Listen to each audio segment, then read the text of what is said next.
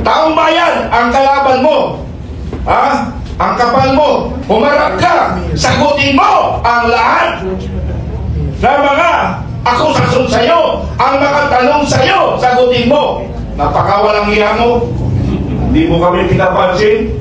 Taong bayan kami, nakikiusap. Yo mga kababayan nating minamahal, mga ka-ML, ayan, shoutout sa inyo lahat. Ito po ang ating mga reaction ngayon mga ka-ML, no? Ang Colonel Mintran mga ka-ML ay galit na po dito kay George Garcia mga ka-ML. Ano kaya ang sanhi dito? Bakit po nagagalit itong si retired Colonel Mintran mga ka-ML, no? Ito po, pakinggan po natin ang kanyang sentimento dito. Ano ang ano dito at bakit ito galit na galit? Ito po, pakinggan natin. Chairman Garcia, Hmm. ang kapal na mukha mo. Umarap ka sa amin. Ilang beses na kami umarap sa iyo. Yan sa Intramuros. Para baka wala kang naramdaman. Pero alam ko, narinig mo kami. Kaya George Garcia, pag ikaw pa ang umupo sa 2028, magkasukan tayo. Okay. So, ito na, mga ka-ML, hinamo na ito. Itong si Commissioner George Garcia ng Comelec ni retired Colonel Mintran, mga ka-ML. Sa sobrang inis na, ito na ang lumalabas sa kalooban nitong si retired Colonel Mintran, mga ka-ML. Grabe ito mga ka-ML dahil press-con ito kanina doon sa Cubao, no, sa Kamuning, Cubao mga ka-ML.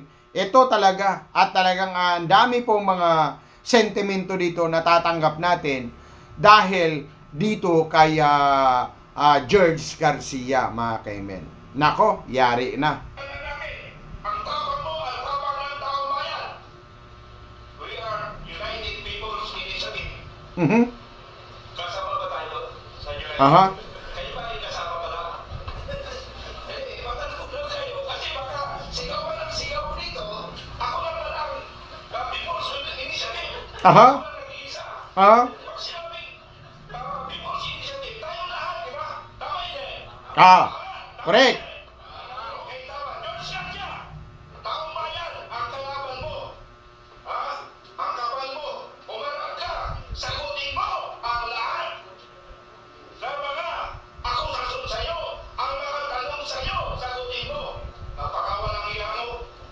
Hindi mo kami pinapansin. Taong bayan kami, nakikiusap. George Garcia, kami pong mga Pilipino na humihiling ng katahimikan. Okay.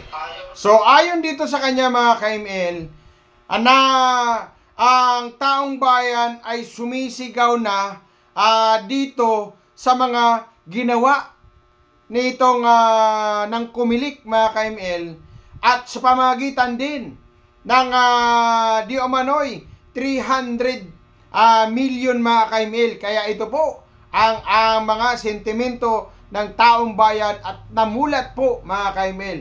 Kaya tinawag na po ang kapal ng mukha mo. Naku, patay tayo dyan. Tinawag na ng kapal ng mukha mo. Iniiko ko lang po ito mga ka-ML. At ang nagsasabi ay si ito po. Ang nangyari nga, napaka-adiin po na mga sinasabi. Dahil nga, nakikita na po, no, ng sambayanang Pilipino ang kahibangan ng nagdaang eleksyon mga ka-ML, no? So dito matutunghayan na itong si Colonel retired Colonel Mintran ay gigil na dito. Okay? Pakinggan natin uli. Ayaw namin ng gulo. Kami ni Sir General Simoy, tapos na kami sa gulo. Baka itong aming huling hininga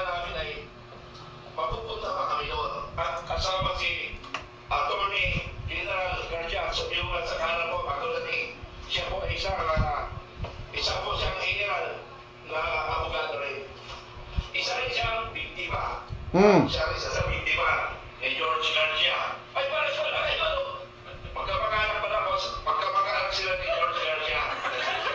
Ako, naloko na. Pero siyempre na mamaya, magpapaliwanag yan, ano? Naloko na. Ako, ang ini-discuss ko na lang, yung kapal ng mukha ni George Garcia. Patay paulit-ulit. Makabukod sa iba't matataabot sa Senado, magpapaliwanag sila, di ba? So, ang akin na lang sasabihin dito, Attorney George Garcia, ang kapal na mukha mo talaga. Ayaw mo kaming harapin. Harapin mo kami. Kung tunay kang Pilipino, harapin mo kami. Kami ay humihiling ng tamang kasagutan.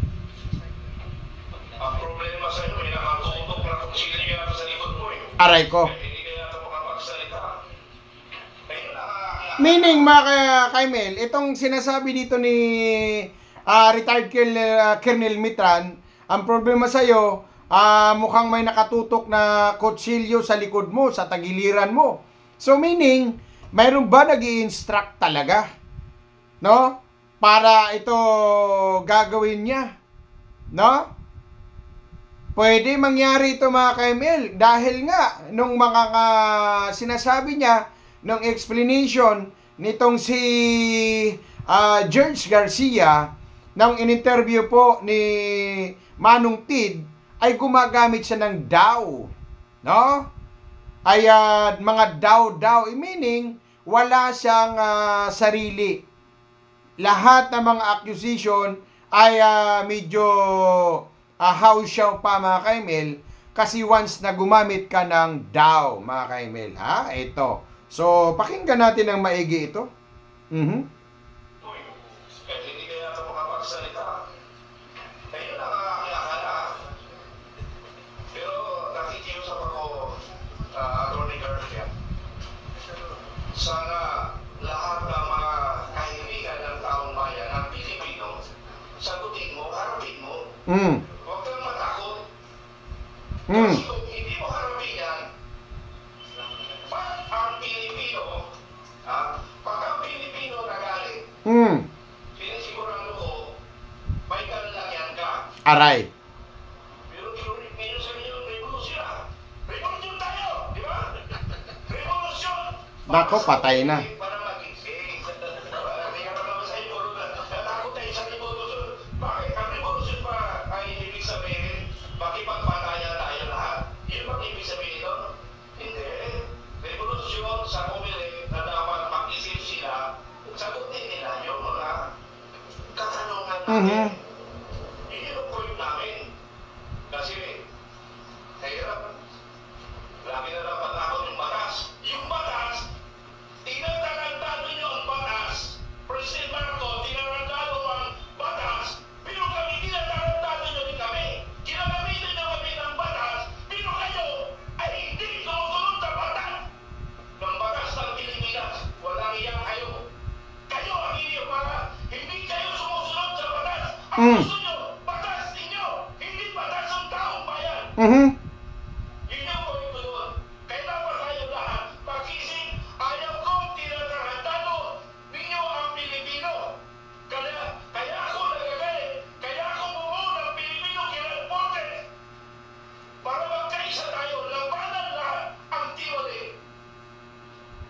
Ngayon, di ba? So, yun, mga Kaimel, no? Tinawag na nga na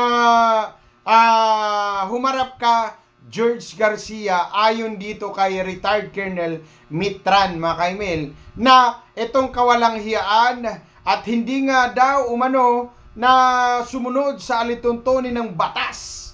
No? O, ito na. Ay talagang masakit dito, mga Kaimel, dahil marami na nga nagigising na ang taong bayan sa mga kawalang hiyaan na ginagawa. Okay, mga Kaimel, ha?